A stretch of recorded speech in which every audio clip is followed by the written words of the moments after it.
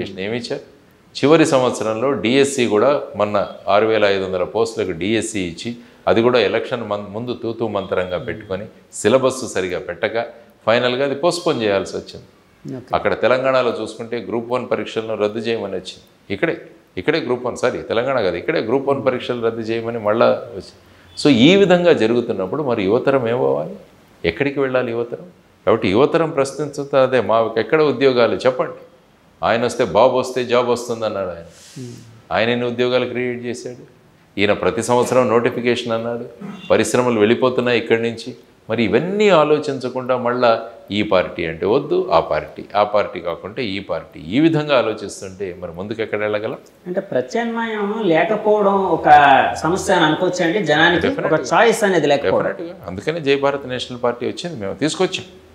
అదేవిధంగా ఒక 10 సమ ఆలోచనలు ఉన్న పార్టీలతో యునైటెడ్ ఫ్రంట్ కూడా ఒకటి ఏర్పాటు చేశాం, AP United front. AP United front అంటే అందులో ఎవరెవరు ఉంటారు? అందులో విజయ్ కుమార్ గారని ఇంతకుముందు ఐఏఎస్ ఉండేవారు, ఆయన లిబరేషన్ కాంగ్రెస్ అని పెట్టారు. తర్వాత వచ్చేసి భాగ్యారావు గారు అని ఉన్నారు, వారు ఆల్ తెలుగు ప్రజా పార్టీ అని పెట్టారు వారు. తర్వాత జలీల్ అని ఒక ఆయన ఉన్నారు, ఆయన నవరంగ పార్టీ అని. తర్వాత వచ్చేసి నవతరం పార్టీ. అంటే చిన్న పార్టీలు అన్నిటికీ పెద్ద దిక్కా మీరు? అలా కాదు, నన్ను కన్వీనర్గా ఎన్నుకున్నారు. అదే పెద్ద దిక్కు అనుకోవచ్చు. ఎందుకంటే 1977వ సంవత్సరంలో కూడా మీరు చూస్తే జనతా పార్టీ ఆ కాంగ్రెస్ యొక్క ఎమర్జెన్సీ తర్వాత చిన్న పార్టీలన్నీ కలిసి జనతా పార్టీలో చేరి జయప్రకాష్ నారాయణ గారి ఆధ్వర్యంలో ప్రభుత్వం ఏర్పడింది. కాబట్టి ఇటువంటి పరిస్థితులు ఉన్నప్పుడు, ఎమర్జెన్సీ లాంటి పరిస్థితులు ఉన్నప్పుడు ఏమవుతుంది? అందరూ కలవాలి, చిన్న వాళ్ళు కలవాలి. అందుకనే చిన్న తాళ్లన్నీ కలిస్తే పెద్ద. అందుకనే బలవంతమైన సర్పము చలిచీమల చేత చెక్కి సావదు సుమతి అంటాడు. ఎందుకంటే ఈ చిన్న చీమలన్నీ మేము కలుస్తున్నాం. ఎందుకంటే రాష్ట్రం బాగుండాలి, రాష్ట్రంలో పరిస్థితులు బాగుండాలన్నది ఏపీ యునైటెడ్ ఫ్రంట్ యొక్క ప్రధానమైన ఉద్దేశం. సార్, ఇందాక మీరు అంటే మాట్లాడుతుంటే గుర్తొచ్చింది, తెలంగాణ రాజకీయాలకి ఆంధ్రప్రదేశ్ రాజకీయాలకి బేరీజో కంపారిజన్ చేయాల్సి వస్తే అక్కడ రాజకీయాలు ఎలా ఉన్నాయని అనుకుంటారు, ఇక్కడ రాజకీయాలు ఎలా ఉన్నాయని మీ విశ్లేషణ? ఎక్కడ చూసినా కూడా రాజకీయాలు అలాగే ఉంటున్నాయి మధ్యలో. అన్ఫార్చునేట్గా ఎక్కడ చూసినా ధన ప్రభావం, తర్వాత కుల సమీకరణాలు, ఇవన్నీ కూడా జరుగుతున్నాయి. అసలు మతాలు కులాలు ఎలక్షన్స్ అప్పుడు ఎందుకు రావాలో నాకు అర్థం కాదు. మనం మనుషులం, మానవత్వం, దీని గురించి మాట్లాడాలి తప్ప 24 గంటలు ఈవెన్ మీడియాలో కూడా అదే వస్తుంది. ఈ నియోజకవర్గంలో ఈ సామాజిక వర్గం ఎంతమంది ఉన్నారు కాబట్టి ఈ సామాజిక వర్గాన్ని వాళ్ళని పెడితే అక్కడ ఓట్లు వస్తాయి. ఇప్పుడు ఒక సామాజిక వర్గం ఒక వ్యక్తి కంట్రోల్లో ఉందని అనుకోవడం కూడా మనకు భ్రమేది. వాళ్ళకి ఎంత ఇది ఉందండి, ఎంత కమాండ్ ఉంది వాళ్ళ మీద ఇప్పుడు. ఎందుకంటే ప్రతి ఒక్కరి దగ్గర స్మార్ట్ ఫోన్ వచ్చేసింది. ఇంతకుముందు ఏంటంటే లీడర్లు ఏం చెప్తే నమ్మేవాళ్ళు, వినేవాళ్ళు. సో ఆ నమ్మకాలు కూడా లేవు ఈ మధ్య. అయినా కూడా ఈ కుల సమీకరణాలు ఇవన్నీ చేసుకుంటూ వెళుతుంటే అన్నీ అక్కడ చూడ ఇక్కడ చూసిన. ఎందుకంటే ధన ప్రభావం చాలా ఎక్కువగా ఉంది ఈ రాష్ట్రాలు. మీరు ఒక మునుగోడు ఎలక్షన్లే చూసుకుంటే బై ఎలక్షన్ జరిగినప్పుడు సుమారుగా 750 కోట్లు ఖర్చు అయిందంట. 750 కోట్లు ఓన్లీ 1 బై ఎలక్షన్. అంటే ఏంటంటే ఇప్పుడు ఒక ప్రెస్టేజ్ ఇష్యూగా మారిపోయింది. ఎన్ని కోట్లైనా కుమ్మరించండి. ఈవెన్ ఇప్పుడు చూస్తుంటే పార్టీలు ఎన్ఆర్ఐని దింపుతున్నారు బయట నుంచి. ఎన్ఆర్ఐలను పట్టుకొని డైరెక్ట్గా వాళ్లకు సీట్లు ఇస్తున్నారు. జీరో బడ్జెట్ పాలిటిక్స్ అని మాట్లాడినా మనమే మళ్ళీ జీరో బడ్జెట్ పాలిటిక్స్ వద్దు అని. జీరో బడ్జెట్ పాలిటిక్స్ కాస్త హీరో బడ్జెట్ పాలిటిక్స్ అయ్యండి. ఎవరు హీరోగా ప్రూవ్ చేసుకుంటే వాళ్ళు డబ్బులు పెట్టాలి. సో ఆ విధంగా డబ్బులకి ఇంత ప్రభావం ఉన్నప్పుడు మరి డబ్బులు ఇంత పెట్టగలిగిన వాళ్ళు ప్రజల సంక్షేమం గురించి ఎక్కడ ఆలోచిస్తారండి? కాబట్టి వీలైనన్ని ఫ్రీబీస్ ఇవ్వడము, ఇవి ఇవ్వడము తప్ప ఆ తర్వాత మీకు మాకు సంబంధం లేదన్న భావనే ఉంటుంది ఎప్పుడు కూడా ప్రజల్లో. కాబట్టి ఎలాగైనా చూసి ఈ ధన ప్రభావాన్ని తగ్గించాలి అన్నది చాలా ముఖ్యం. మద్యం ప్రభావం ఇది కూడా చాలా ఎక్కువ. నేను క్యాంపెయినింగ్ వేసినప్పుడు చాలామంది కనపడుతుంటారు ఫుల్ కొట్టేసి. సో మేము ఎలక్షన్ కమిషన్ ఏం అడిగామంటే ఎలక్షన్లు పూర్తయ్యే వరకు ఆంధ్రప్రదేశ్లో కేవలం డిజిటల్ పేమెంట్స్ మాత్రమే అలౌ చేయండి అని అడుగుతాం. చాలా మంచి ఆలోచన. ఇప్పుడు ఏ మద్యం షాప్కి వెళ్ళినా కూడా నేను అడిగాను వాళ్ళని, సార్ 95% క్యాష్ పేమెంట్స్ ఉన్నాయంట. అంటే ఇప్పుడు ఏముంది, ఒక రాజకీయ పార్టీ దగ్గర డబ్బులు ఉంటే వాళ్ళు క్యాష్ పంపించేసి కొనుక్కుంటారు. ఆంధ్రప్రదేశ్లో అయితే డిజిటల్ పేమెంట్స్ లేవు కదండి, లేవు. అదే అంటున్నాను నేను. అందువల్ల ఇక్కడ డిజిటల్ పేమెంట్ జరగాలని మేము కోరుకుంటున్నాం. డిజిటల్ పేమెంట్స్ వస్తుంటే అకౌంటబిలిటీ వస్తుంది. Suppose for example X person ఒక 10 లక్షలు పెట్టి కొన్నాడు అంటే ఎవరితను, ఈయనకు సోర్స్ ఆఫ్ ఇన్కమ్ ఏంటి, ఎక్కడి నుంచి వచ్చింది, ఏ పార్టీ లింక్డ్, ఇవన్నీ కూడా మనం చూడొచ్చు. ఓకే. సో ఎక్కడ కూడా మనకు వెరిఫైయబుల్ ఇన్ఫర్మేషన్ ఉండాలనేది అది కూడా ఎలక్షన్ కమిషన్కి రిప్రజెంట్ చేశాం. సో ఆ విధంగా మార్పులు తీసుకురావాలని, తర్వాత వాలంటీర్ల దాంట్లో కూడా మేము ఒక రిప్రజెంటేషన్ ఇచ్చాము. ఏంటి సార్ ఎలాంటిదండి? వాలంటీర్లను వాళ్ళు ప్రస్తుతం ఎక్కడ పని చేస్తున్నారో అక్కడి నుంచి వాళ్ళని వేరే చోటుకి షిఫ్ట్ చేయాలి. ఫర్ ఎగ్జాంపుల్ ఉత్తరాంధ్ర 3 జిల్లాల్లో ఉన్నాయి, అంటే పాత జిల్లాలు శ్రీకాకుళం, విజయనగరం, విశాఖపట్నం. వీళ్ళందరినీ తీసుకెళ్ళి ర్యాండమ్గా రాయలసీమ జిల్లాల్లో వేయండి. అంటే మొత్తం శ్రీకాకుళం అంతా తీసుకుని కర్నూలులో వేయమని కాదు. ఇక్కడ సపోజ్ ఫర్ ఎగ్జాంపుల్ ఒక 1000 మంది వాలంటీర్లు ఉంటే ఒక 200 మంది కర్నూలు జిల్లాలో, ఒక 200 కడప జిల్లాలో. ఎందుకంటే వాళ్ళు అక్కడికి వెళ్ళి పరిస్థితులను అర్థం చేసుకుని ఈ లోపలే ఎలక్షన్లు అయిపోతాయి. కానీ వీళ్ళని అదే ప్రాంతంలో ఉంటే ఏమవుతుందంటే గత 5 సంవత్సరాలుగా వీళ్ళు అక్కడ ఉన్న వాళ్ళలో ముడిపడిపోయి ఉన్నారు. అంటే వాలంటీర్లు ఒక పార్టీకి కొమ్ము కాస్తున్నారు అని అంటే అపోహ ఏమైనా మీలో ఉందా అండి?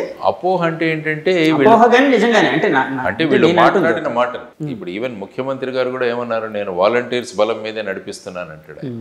చాలా మంది రాజకీయ నాయకులు మాట్లాడారు, వాలంటీర్లో 75 to 90% మన పార్టీ వాళ్లే. అంటే మాట్లాడారు. ఎప్పుడు కూడా ఎన్నికలు పారదర్శకంగా జరగాలి అన్నది చాలా important. Fair and free elections, free and fair elections. So ఈ విధంగా ప్రభావితం చేసే వాళ్ళు ఉంటే వాళ్ళని అక్కడి నుంచి షిఫ్ట్ చేయాలి. కానీ దాని మీద కదండి మనంతా రగడంతా అయింది. ఎందుకంటే ఈ పెన్షన్ ఇష్యూలో ఈ పెద్దవాళ్ళు, ముసలి వాళ్ళు, ఇలాంటి వాళ్ళందరినీ పెన్షన్స్ అంటే ఎలక్షన్ కమిషన్ వాలంటీర్స్ని ఆ విధుల్లోకి వెళ్ళొద్దు, ఈ సచివాలయ ఉద్యోగులు మాత్రమే అక్కడికి వెళ్ళి చేయమంది కదండి. దాని మీద రకరకాల ధోరణులు నడిచాయి, ఎవరి స్ట్రాటజీలు వాళ్ళు నడిచాయి. సో ఇలాంటి అంటే ఇప్పుడు వాలంటీర్లు అనే వాళ్ళని ఎలక్షన్ కమిషన్ దూరం పెట్టినట్టే కదా సార్? దూరం పెడితే వాళ్ళు ఇంకా ఫ్రీ అయినట్టే కదా. అంతేనంటారా? ఇప్పుడు వాలంటీర్ గ్రామంలో ఉంటారు, వాళ్ళకి 50 కుటుంబాలు అప్పచెప్పడం జరిగింది. ఈ 50 కుటుంబాల యొక్క వీళ్ళు 5 సంవత్సరాల్లో వాళ్ళ అనుబంధం ఏమైపోయిందంటే వాలంటీర్ కూడా వాళ్ళ కుటుంబంలో ఒక వ్యక్తి అయిపోయాడు. మరి ఆ వ్యక్తిని ఎలక్షన్ డ్యూటీల్లో మీరు వేయకుంటే ఆ వ్యక్తి ఫ్రీగా తిరుగుతుంటాడు, ఇళ్ళకి తిరుగుతాడు, ప్రభావం చేస్తాడు. అందుకనే మేము అంటున్నారు వాళ్ళని అక్కడి నుంచి షిఫ్ట్ చేసేయండి, ఆ ప్రభావమే ఉండదు. ఎందుకంటే ఎన్నికల్లో ఫ్రీగా ఫెయిర్గా జరగాలి, పారదర్శకంగా జరగాలి, స్వేచ్ఛాయుత వాతావరణంలో జరగాలి. సో ఆ విధంగా చేస్తే మేము ఏదైనా మీరు సస్పెండ్ చేస్తే దానివల్ల ఏం లేదు, ఇంకా ఫ్రీ అయిపోతాడు వ్యక్తి. ఎందుకంటే 5,000 రూపాయలు గౌరవ వేతనం ఇస్తున్నారు, ఆ తర్వాత అతనికి ఏమీ ఈ విధంగా ఉండదు. సో చాలామంది రిజైన్ చేస్తున్నారు, రిజైన్ చేసి పార్టీల్లో జాయిన్ అయిపోతున్నారు. సో ఎప్పుడైనా కూడా నేను వాలంటీర్ వ్యవస్థకి నేను అగేన్స్ట్గా మాట్లాడలేదు, కానీ ఎలక్షన్ల టైంలో వాలంటీర్ల యొక్క భూమిక అన్నది చాలా ముఖ్యం. ఎందుకంటే వాళ్ళు ఎన్నికలను ప్రభావితం చేయకూడదు. ఇది కొన్ని ప్రతిపక్ష పార్టీలు ఎలక్షన్ కమిషన్ దృష్టికి తీసుకుని వెళ్ళడం జరిగినట్టుంది కదండి. సో ఎలక్షన్ కమిషన్ అందుకే కొంత ఇది ఇచ్చిన ఆర్డర్స్ ఏవో పాస్ చేసినట్టున్నారు. కానీ మేమేం అడుగుతున్నాం అంటే మీరు పాస్ చేసిన ఆర్డర్స్ వద్ద పెద్ద పరిణామం ఉండదు. వాళ్ళు అక్కడ గ్రామాల్లో ఉన్నంత వరకు ఎలక్షన్స్ మీద ఫేర్ గా జరుగుతున్నాయి. వాళ్ళు విధుల్లో ఉన్నా లేకున్నా ఇన్ఫ్లుయెన్స్ చేస్తారు కదా, అవకాశం ఉందా? ఎందుకంటే 50 మంది నాకు తెలుసు, ప్రతి విషయానికి వీళ్ళు కన్సల్ట్ చేస్తున్నారు. ఓకే, వాళ్ళ మొబైల్ ఫోన్లు తీసేసారు, కానీ వాళ్ళు వ్యక్తిగతంగా 1-to-1 కనెక్టెడ్ కదా, మొబైల్ అవసరం లేదు దానికి. సో ఆ విధంగా వాళ్ళని ఆ ప్రాంతంలో ఉంచకుండా చేస్తే అప్పుడు ఏమవుతుందంటే ఎన్నికలు ఫ్రీగా జరుగుతాయి, ప్రజల్లో డౌట్ కూడా ఉండదు. సో వాలంటీర్ వ్యవస్థ బాగానే ఉంది, కానీ బేసిక్గా మేము అంటున్నది ఏంటంటే ఎన్నికలు అన్నవి ఫ్రీ అండ్ ఫెయిర్గా జరిగినప్పుడే అది నిజమైన ప్రజాస్వామ్యం అవుతుంది. సార్, ఎలక్షన్ కమిషన్ని ఇప్పుడు వాలంటీర్లని ర్యాండమ్గా వేరే దగ్గరికి షిఫ్ట్ చేయమని అడిగారని అంటున్నారు కదా, ఎలక్షన్ కమిషన్ నుంచి ఎలాంటి ఆన్సర్ వచ్చింది? వాళ్ళు ఇక్కడ మేము chief electoral officer Mukesh Kumar Meena గారికి సబ్మిట్ చేయడం జరిగింది. వారు ఎలక్షన్ కమిషన్ ఆఫ్ ఇండియాకు పంపిస్తామన్నారు. తర్వాత మీ లెటర్ని మేము రిసీవ్ చేసుకున్నాం, దీని గురించి ఆలోచిస్తున్నామన్న కూడా మాకు అక్నాలెడ్జ్మెంట్ వచ్చింది. సో దానికోసం వెయిట్ చేస్తున్నాం ఇప్పుడు ఏ నిర్ణయం తీసుకుంటారా అన్నదాన్ని. అదేవిధంగా DRDA staff, district rural and developmental agency, వాళ్ళు కూడా డ్వాక్రా మహిళలు, వీళ్ళతో చాలా అనుబంధం ఉంటుంది. తర్వాత అర్బన్ పావర్టీ ఎలివేషన్ ఒక ఇది కూడా ఉంటుంది, అయితే మెస్పానో ఏదో అంటారు దాన్ని. సో వాళ్ళు కూడా ఈ విధంగా వాళ్ళతో లింకప్ అయి ఉంటారు, వాళ్ళ ప్రభావం కూడా చాలా ఉంటుంది. కాబట్టి వీళ్ళని కూడా వేరే డిస్ట్రిక్ట్స్ ట్రాన్స్ఫర్ చేయడానికి కూడా మేము అడగడం జరిగింది. మా ప్రధాన ఉద్దేశం ఏంటంటే ఓటర్ అన్న వ్యక్తి స్వతంత్రంగా ఆలోచించి ఓటు వేయాలి, ఎవరి ప్రభావం మీద కాకుండా వేయాలన్నది ఒక కాన్సెప్ట్, అది మేము కోరుకుంటాం.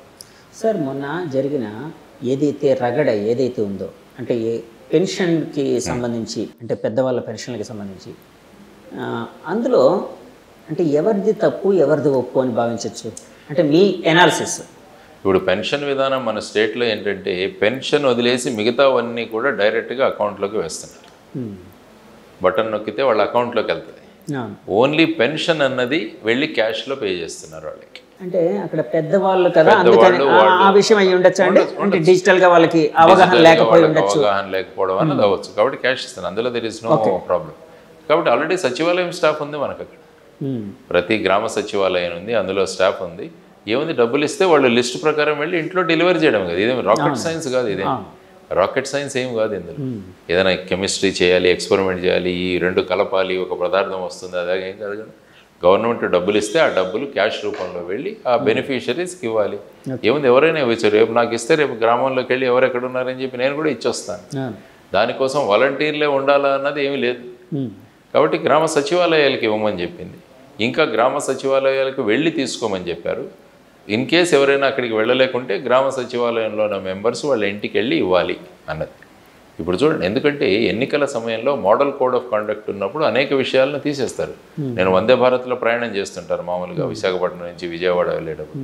అందులో వందే భారత్ ట్రైన్ ఎక్కగానే మోడీ గారే కనిపిస్తారు మొత్తం ప్రయాణం అంతా కూడా. మొత్తం అంతే అండి. కాబట్టి మొన్న వెళ్ళాను మోడల్ కోడ్ ఆఫ్ కండక్ట్. ఆయనతో పాటు మీరు ప్రయాణిస్తున్నట్టుంటదండి. అంటే అంతే కదా, ఆయన చూడండి మీరు ఎప్పుడైనా వెళ్ళి ప్రయాణం చేస్తుంటే ఆయన ఇనాగ్రేట్ చేయడం, ఇది చేయడం. Okay, Vande Bharat is a good concept, there is no doubt. కానీ ఏంటంటే ఎలక్షన్ టైంలో మొన్న వెళ్ళినప్పుడు కోడ్ ఆఫ్ కాండక్ట్ వచ్చిన తర్వాత అవన్నీ తీసేశారు. అంటే ఇంత మైన్యూట్గా మనం అబ్జర్వ్ చేస్తున్నప్పుడు, ఎందుకంటే టు ఎన్ష్యూర్ ఫ్రీ, మన విగ్రహాలన్నిటికీ కూడా ఇప్పుడు పరదాలు కట్టేశారు కదా, చుట్టి వాటిని మూసేశారు. ఎందుకంటే వాళ్ళ ప్రభావం ఓటర్ల మీద పడకూడదని. మరి లేని వాళ్ళే ఇంత ప్రభావం చూపిస్తున్నప్పుడు మరి ఉన్న వాళ్ళు ఎంత ప్రభావం చూస్తారో ఆలోచించండి. కాబట్టి దాని గురించి కూడా చర్యలు తీసుకోవాలా లేదా, అందుకనే మేము ఈ విధంగా సూచించాం. ట్రాన్స్ఫర్ చేయండి, మళ్ళీ వచ్చేసేయండి వాళ్ళు ఎలక్షన్ తర్వాత. కావాలంటే వాళ్ళకి పోస్టల్ బ్యాలెట్లు ఇవ్వండి, ఎక్కడికి వెళ్తే అక్కడ బ్యాలెట్లో వేసుకుంటారు పోస్టులు, అది వెళ్లే ముందు పోస్టల్ బ్యాలెట్లు వేసి వెళ్తారు. వాళ్ళకి టీఏడిఏ ఖర్చులు మీరు ఇవ్వండి. సార్, ఇందాక వాలంటీర్ వ్యవస్థ కోసం మీరు ఒక మాట అన్నారు. అంటే వాలంటీర్ వ్యవస్థ అయితే మంచిదే, బాగుంది ఇట్లా అని. సో ఈ మధ్య చంద్రబాబు నాయుడు గారు నిన్ననే ఒకటి ప్రకటించారు, మేము అధికారంలోకి వస్తే వాలంటీర్లకు 10,000 ఇస్తాం ఇట్లా అని. అంటే అప్పటి వరకు అయితే వాలంటీర్ని ఒక పార్టీకి టార్గెట్ ఇచ్చేసేవారు. అంటే అందులో నిజం ఉందని చాలామంది చెప్తూ ఉంటారు. అంటే చాలా మటుకు ఆ పార్టీకి సపోర్టర్స్గా ఉండే వాళ్ళని వాలంటీర్లుగా పెట్టుకున్నారని చాలాసార్లు చెప్తూ ఉంటారు. సో ఇలాంటి ఇష్యూస్ అన్నీ, ఇలాంటివన్నీ బేరేజ్ వేస్తూ ఉంటే అంటే మీకేమనిపిస్తూ ఉంటుందండి? అంటే వాలంటీర్ వ్యవస్థ మీద, అంటే లేకపోతే అక్కడ పనిచేసే వ్యక్తుల మీద? యాక్చువల్గా వాలంటీర్ వ్యవస్థ అన్నది ఎక్కడా లేదు, ఏ రాష్ట్రంలోనూ లేదు. ఓకే, మనకు ఉన్నది 73, 74 అమెండ్మెంట్స్ వల్ల, రాజ్యాంగం యొక్క 73, 74 సవరణల వల్ల మనం ఈ స్థానిక స్వపరిపాలన తెచ్చుకున్నాం. అంటే మున్సిపల్ వ్యవస్థ, కార్పొరేషన్ వ్యవస్థ, ఆ తర్వాత గ్రామీణ వ్యవస్థ, ఇవన్నీ కూడా వచ్చాయి. అందులో మార్పులు డైరెక్ట్గా రాజ్యాంగంలో వాటిని పొందుపరచడం జరిగింది. ఎందుకంటే ఎలాగైతే ముఖ్యమంత్రో ఇక్కడ సర్పంచ్, ఇది చాలా ముఖ్యమైన విషయం. కానీ ఇప్పుడు ఏమవుతుంది, గ్రామాల్లో సర్పంచ్కి వాల్యూ లేదు, డైరెక్ట్గా ముఖ్యమంత్రి టు వాలంటీర్, మధ్యలో మిగతా వాళ్ళంతా ఇమ్మెటీరియల్ అయిపోయారు ప్రస్తుతం ఉన్న వ్యవస్థలో. సో అటువంటి పరిస్థితులలో తర్వాత వీళ్ళకి జీతాలు కూడా ఇవ్వట్లేదు కదా, కేవలం గౌరవ వేతనం ఇది 5,000 రూపాయలు. 5,000 రూపాయలు ఎవరు పనిచేస్తారు ఇప్పుడు? సో అటువంటి వ్యవస్థను తీసుకొచ్చి ఏంటంటే మిగతా వ్యవస్థలండి, అందుకనే గ్రామ సచివాలయాలు ఉన్నాయి. సో సర్పంచ్ అండర్లో గ్రామ సచివాలయాలు ఉంటాయి. కాబట్టి కావాలంటే ఈ గ్రామ వాలంటీర్స్ కూడా గ్రామ సచివాలయంలోనే మీరు పెట్టాలి. వేడిగా తెచ్చి కేవలం సంక్షేమ పథకాలు అమలు చేయడానికే వీళ్ళు ఉన్నారు అంటే అది కరెక్ట్ కాదు. కానీ వాలంటీర్లు చాలా పనులు చేస్తున్నారు, మీరు ఆఫీసులకు వెళ్లకుండానే వాళ్ళు చాలా పనులు చేస్తున్నారు. ఆ వ్యవస్థను ఏం చేయాలంటే వాటిని సుసూత్రీకరణ తీసుకురావాలి. అంటే వీళ్ళు ఒక పార్టీకి చెందిన వాళ్ళు అన్న ఏదైతే భ్రమ ఉందో, ఏదైతే అభిప్రాయం ఉందో, భ్రమ కన్నా అభిప్రాయం ఉందో, ఆ అభిప్రాయం లేకుండా చేయాలి. దానికోసం వీళ్ళ సెలక్షన్ ప్రాసెస్ ఇవన్నీ కూడా పారదర్శకంగా చేయాలి. ఇప్పుడు చంద్రబాబు నాయుడు గారు అనుకుంటాను 10,000 మేము ఇస్తాము. కాబట్టి ఏదైతే మీరు గ్రామ వాలంటీర్ వ్యవస్థ కాకుండా గ్రామ సచివాలయాల వ్యవస్థ చూసుకుంటే మీకు 20,000 నుంచి 23,000 వరకు ఉంది వాళ్ళకి. సచివాలయ వ్యవస్థ వచ్చినా కూడా ఇప్పుడు సర్పంచ్ ఇమ్మెటీరియలే అవుతారేమో అండి కదా? అంటే ఇప్పుడు ఎలా ఉందంటే, ఫర్ ఎగ్జాంపుల్ ముఖ్యమంత్రి కూడా ఇమ్మెటీరియల్ యాక్చువల్గా మీరు చూసుకుంటే. సెక్రటరేట్ ఉంది కదా, ఇక్కడ చీఫ్ సెక్రటరీ ఉన్నారు, మిగతా సెక్రటరియట్లు ఉన్నారు. మరి సీఎం ఈజ్ ఆల్సో ఇమ్మెటీరియల్. ఏముంది, వ్యవస్థలు చేసుకోవచ్చు. మీరు శాసనసభలో విధానాలు పెట్టండి, మేము చేసుకుంటాం, why do you need a CM అని ఉంటుంది. సో ఆ విధంగా మీరు చూసుకుంటే ఆ సెక్రటరియట్ వ్యవస్థ ఏదైతే వచ్చిందో అది సర్పంచ్ని, దీనివల్ల ఏమైందంటే సర్పంచ్ పవర్స్ టోటల్గా పోయాయి. సర్పంచ్ ఇమ్మీడియట్గా తయారయ్యాడు. కాబట్టి జై భారత్ నేషనల్ పార్టీ ఏమంటుందంటే sarpanch should be the supreme. ఎందుకంటే అతను ప్రజాప్రతినిధి, ప్రజలు ఎన్నుకున్నారు. ప్రజాస్వామ్యంలో ప్రజలు ఎన్నుకున్న ప్రతినిధులు వాళ్ళ డ్యూటీలు వాళ్ళు చేయాలంటే మధ్యలో ఇటువంటి వ్యవస్థలు పెట్టడం వల్ల ఏమవుతుందంటే ఆ వ్యవస్థ ఏదైతే ఉందో అది నిర్వీర్యమైపోతుంది. It is against the principles of 73 and 74 amendments. కాబట్టి దీని గురించి పునరాలోచన చేయడం చాలా అవసరం. ఓకే, వాలంటీర్ వ్యవస్థని ఏ విధంగా మీరు పునరుద్ధరిస్తారు? ఒకవేళ అవసరం లేకుంటే తీసేయచ్చేమో. గ్రామ సచివాలయ వ్యవస్థను ఏ విధంగా మార్చాలన్నది తీసుకోవాల్సిన నిర్ణయం. సో ఆ విధంగా ఉన్నప్పుడు ఏం చేయాలంటే మనం ఒక స్టడీ చేయాలి. ఆ తర్వాత ఈ విధంగా వాళ్ళ మీద వస్తున్న అపోహలు, తర్వాత మినిస్టర్లు మిగతా వ్యక్తులు చేస్తున్న కామెంట్స్, దీనివల్లే కదా డౌట్ వచ్చింది ఆ వ్యవస్థ మీద. అంతా మన వాళ్ళే, మన పార్టీ వాళ్ళే, ముఖ్యమంత్రి గారు కూడా మీరేమన్నా ప్రతినిధులు, ఆ విధంగా మాట్లాడడం వల్ల ఏమవుతుందంటే ఒక డౌట్ ఏర్పడుతుంది. సో ఆ డౌట్ని తీర్చేయాల్సిన బాధ్యత ఎలక్షన్ కమిషన్. అందుకనే మేమంటున్నాం మీరు ట్రాన్స్ఫర్ చేయండి అని చెప్పేసి. చూద్దాం ఎలక్షన్ కమిషన్ ఏ విధమైన నిర్ణయం తీసుకుంటుందో ఈ విషయం. సార్, ఈ మధ్య సర్వేల వేడి బాగా ఎక్కువైంది, తాకిడి ఎక్కువైంది. మాట్లాడితే రోజుకు ఒక సర్వే, లేకపోతే 2-3 సర్వేలు అనేవి వస్తూ ఉన్నాయి. సో ఇందులో వాళ్ళకి అనుగుణంగా ఉండే వాటిని వాళ్ళు యాక్సెప్ట్ చేస్తున్నాయి రాజకీయ పార్టీలు. అపోజిషన్గా వచ్చినవి ఏవైతే ఉన్నాయో, అంటే వాళ్ళకి వ్యతిరేకంగా వచ్చినవి ఏవైతే ఉన్నాయో అవి పెయిడ్ అని అనడం అంటే సర్వసాధారణంగా జరుగుతుంది. ఈ పార్టీ ఆ పార్టీ అని కాకుండా ప్రతి పార్టీ అలాగే చేస్తూ ఉంది. సో ఈ సర్వేలను ఎలా చూడాలంటారు సార్? సర్వేల వాళ్ళు ఎలా సర్వే చేశారు, ఎంత డేటా తీసుకున్నారని ఎప్పుడు ఇవ్వరు. నేనేముంది ఒక 1000 మందిని అడిగి కూడా సర్వే చేయొచ్చు. బేసిక్గా సర్వే స్టాటిస్టిక్స్లో ప్రభావంలో మీరు ఎంతమందిని అడిగారు, ఏ క్వశ్చనర్ అడిగారు, శాంపిల్స్ చాలా ఇంపార్టెంట్. నేను ఫర్ ఎగ్జాంపుల్ ఒక 4 లక్షల మందిని అడిగితే అప్పుడు నా సర్వే కొంత వాల్యూ ఉంటుంది. ఓకే, కానీ వీళ్ళు ఏం చేయలేదు. ఎక్కడో ఒక రూమ్లో కూర్చుంటారు, కొంతమంది తయారు చేస్తారు, ఫోన్లు చేస్తారు, మాట్లాడుతున్నారు అంటారు. సో మరి ఈ సర్వే వెనకాల ఎవరు ఇన్వెస్ట్ చేశారు, ఈ సర్వే చేయించిన వాళ్ళు ఎవరు? అందుకనే మేము ఎలక్షన్ కమిషన్ ఏం కోరామంటే అసలు మీరు ఎప్పుడైతే ఎలక్షన్ నోటిఫికేషన్ ఇష్యూ చేస్తారో అప్పటి నుంచి సర్వేలను అలౌ చేయకండి. ఇప్పుడు వేసింది ఏంటి, ఎగ్జిట్ పోల్స్ అవాయిడ్ చేసామంటారు. ఎగ్జిట్ పోల్స్ మీకు ఎలక్షన్ అయిపోయిన తర్వాత ఎగ్జిట్ పోల్ తీసుకురండి, ఏం ప్రాబ్లం లేదు మనకి. కానీ ఎలక్షన్ల ముందు ఏదైతే మీరు సర్వే రూపంలో తీసుకొస్తున్నారో వీళ్ళంటారు ఈ పార్టీ ఇన్ని సీట్లు గెలవబోతుంది, ఈ పార్టీ ఇన్ని సీట్లు గెలవబోతుంది. 2 సర్వేలకు చూస్తే చాలా వ్యత్యాసం ఉంటుంది. సో ఈ విధమైన సర్వేల వల్ల ఏమవుతుందంటే న్యూట్రల్ ఓటర్ ఎవరైతే ఉంటారో వాళ్ళ మీద ప్రభావాన్ని చూపిస్తాయి. ఫర్ ఎగ్జాంపుల్ మీరు చూస్తే ప్రతి పార్టీకి వాళ్ళ కోర్ ఓటింగ్ ఉంటుంది. వాళ్ళు ఏం చేసినా కూడా ఫైనల్గా ఎంత దుర్మార్గాలు జరిగినా కూడా ఫైనల్గా ఏ పార్టీకి వేయాల్సిన వాళ్ళు ఆ పార్టీకి వాళ్ళకి ఓటేస్తారు. కానీ న్యూట్రల్ ఓటర్స్ ఎవరైతే ఉంటారో వాళ్ళు ఇటువంటి సర్వే ప్రభావాలలో పడే అవకాశం ఉంది. అందుకని ఈ సర్వేలు అన్నవి కండక్ట్ చేయకూడదు. దానివల్ల ఏముంది, మీరే అన్నట్టు ఆ సర్వేకు సైంటిఫిక్ బేస్ లేదు. ఏ పార్టీ సర్వే చేయించుకుంటున్నారు అది కూడా తెలియదు. కాబట్టి ఎవరైనా సర్వే చేయాలంటే దానికి కూడా ఒక రిజిస్ట్రేషన్ ఉండాలి.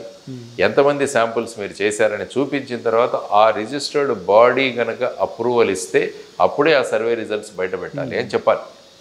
ఫర్ ఎగ్జాంపుల్ రేరా లాగా ఉంది కదా, రియల్ ఎస్టేట్ రెగ్యులేటరీ ఏజెన్సీ లాగా ఈ సర్వే రెగ్యులేటరీ ఏజెన్సీ కూడా రావాలి. ఎస్, నేను రావాలి, వచ్చే అవకాశం ఉంది కదా. మా లాంటి వాళ్ళు వస్తే డెఫినెట్గా తీసుకొస్తాము.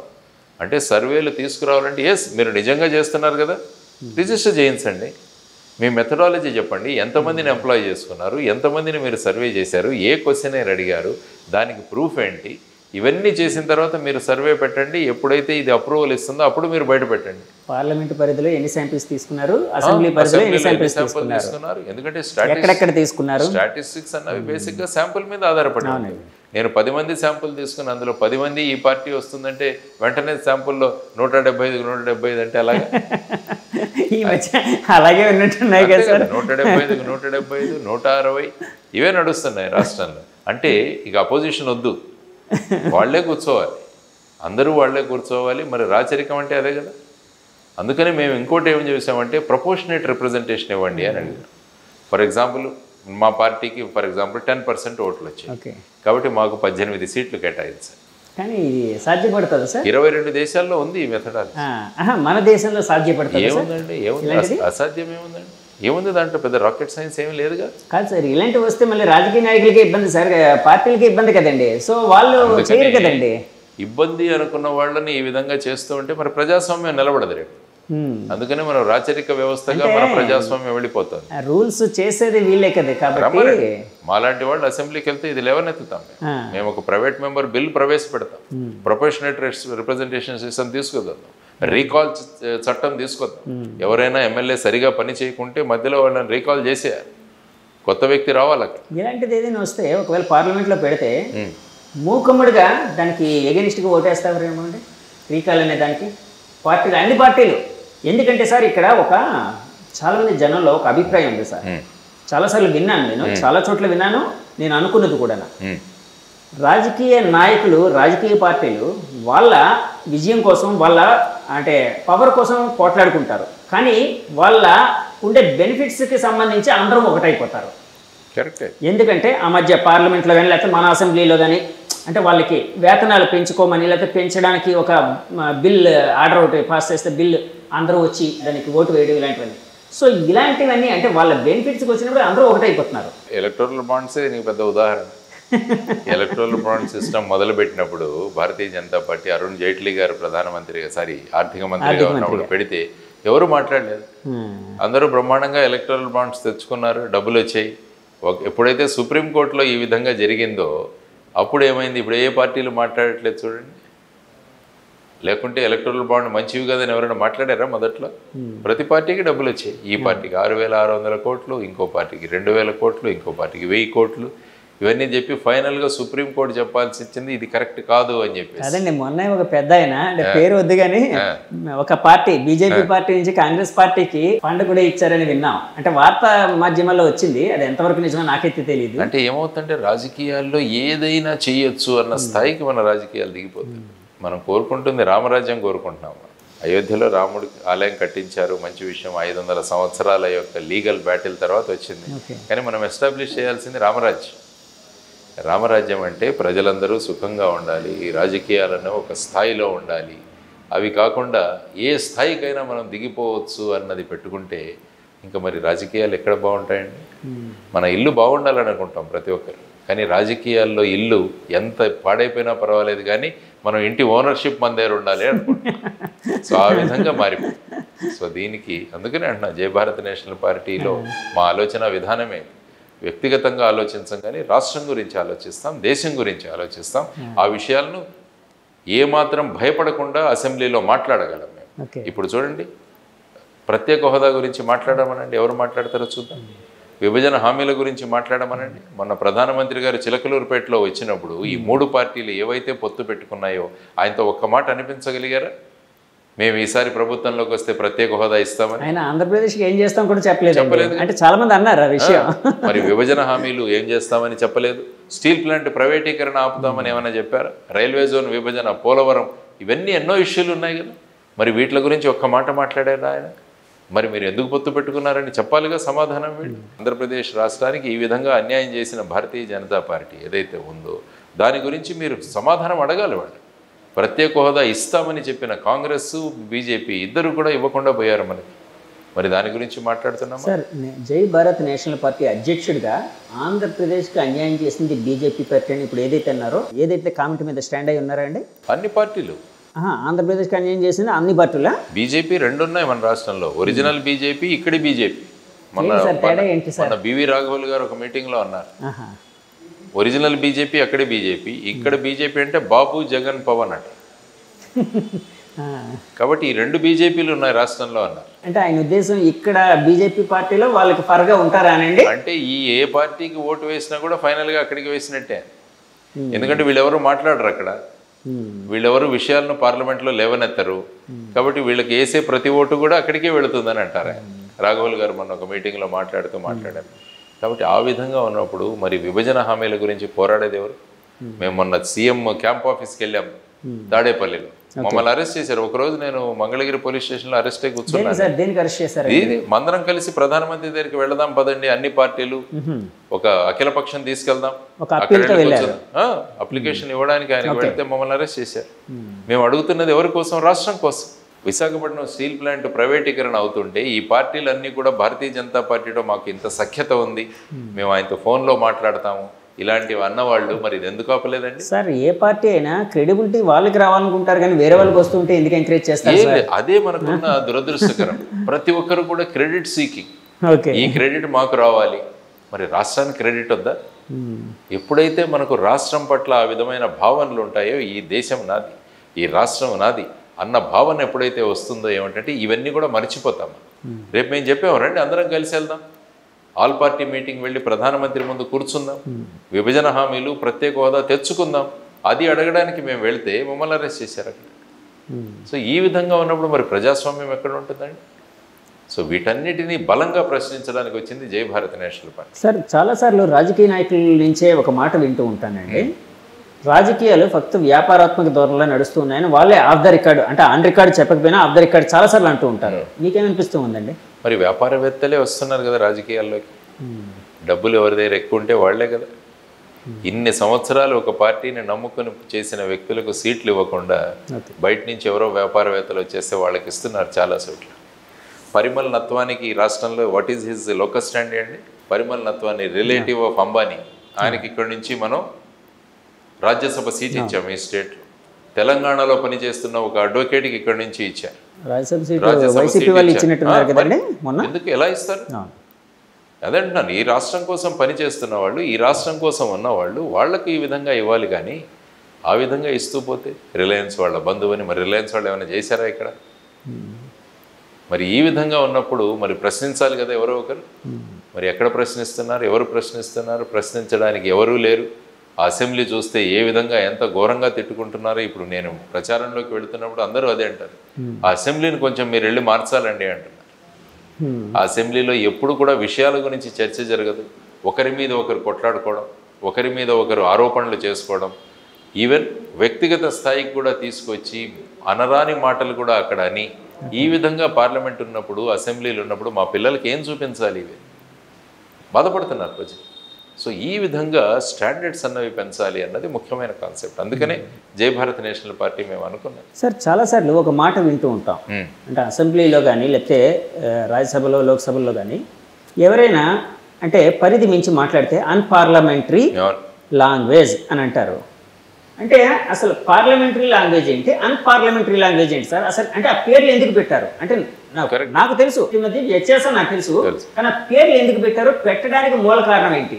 అంటే ఈ పార్లమెంట్ అన్నది ఒక ఉచ్చమైన స్థానం. అంటే అక్కడ ప్రజాప్రతినిధులు అక్కడ కూర్చుంటారు. కాబట్టి వాళ్ళు ఏ భాష మాట్లాడతారు, ఏ పదం మాట్లాడతారు, దాని ప్రభావం ప్రజల మీద ఉంటుంది. కాబట్టి అటువంటి పార్లమెంట్లో వాడాల్సిన భాష అన్నది ఒక డిక్షనరీ కూడా ఉంటుంది. అక్కడ ఏది పార్లమెంటరీ, అన్పార్లమెంటరీ అని కొత్త కొత్త పదాలు కూడా యాడ్ చేస్తుంటారు అందరూ.